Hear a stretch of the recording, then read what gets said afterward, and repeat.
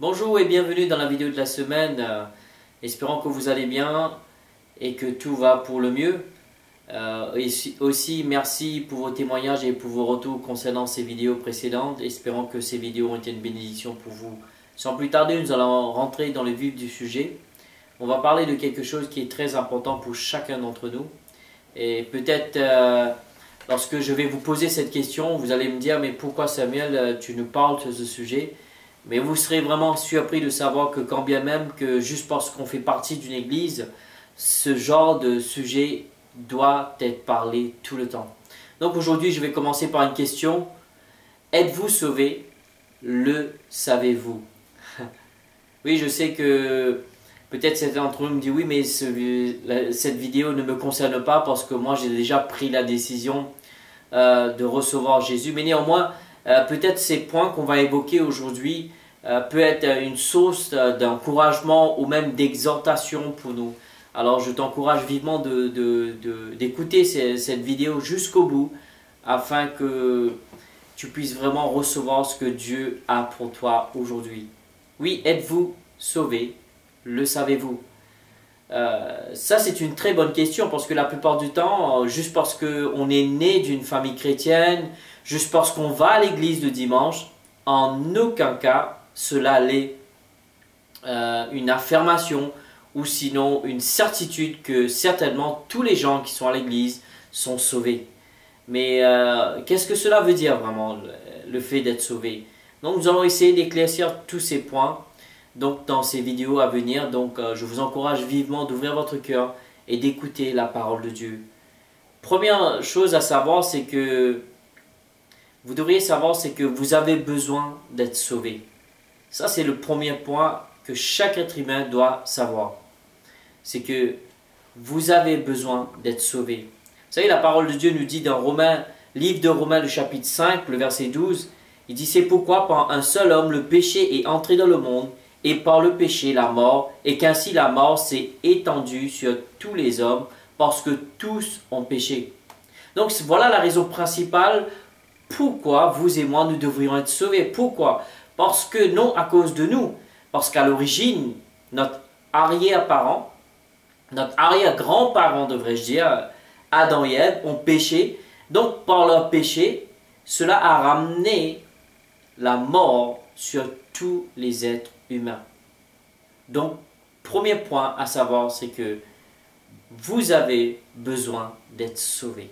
Donc, lorsque nous avons vu que Adam et Ève ont péché depuis le commencement, après qu'ils aient péché, vu que nous sommes tous la descendance d'Adam et Ève, c'est que nous sommes tous nés dans le péché. Donc c'est un point très simple, mais néanmoins très important pour que chacun d'entre nous, nous puissions savoir, c'est que vous avez besoin d'être sauvés. Deuxième point qui se joint avec le premier, c'est que vous ne pouvez pas vous sauver vous-même. Et ça, c'est un point très important. Pourquoi? Parce que la parole nous dit, dans le livre de Galates, le chapitre 2, oui, tu peux faire une pause sur la vidéo et prends une Bible, s'il te plaît. Ouvre ta Bible dans le livre de Galates, le chapitre 2, le verset 16. Le verset 16 nous dit, « Néanmoins, sachant que ce n'est pas par les œuvres de la loi que l'homme est justifié, mais par la foi en Jésus-Christ. » Remarque bien, ici la Bible ne fait pas mention des œuvres justes, mais il parle le fait d'être justifié. Il y a une grande différence.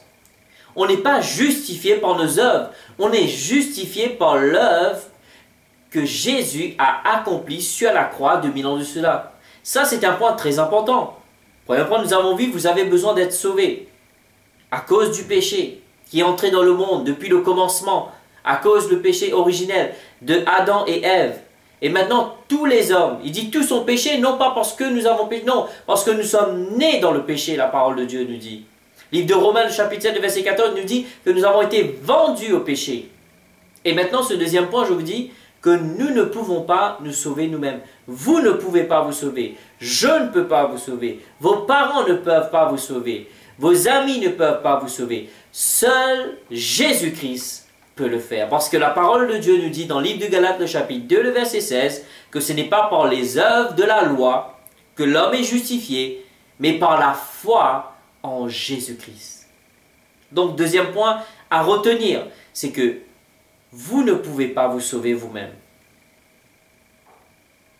Galates chapitre 2, encore une fois, le verset 21 nous dit « Je ne rejette pas la grâce de Dieu, car si la justice de Dieu s'obtient par la loi, Christ donc est mort en vain. » Encore une fois, l'auteur, l'apôtre Paul, qui écrit le livre de Galates, aux églises de Galatie, il nous dit ici clairement, ce n'est pas par l'œuvre que s'obtient la justice. On n'est pas justifié par les œuvres. On n'est pas justifié par les œuvres. On est justifié par la foi en Jésus-Christ, par la foi sur les œuvres que Jésus a accomplies sur la croix 2000 ans de cela.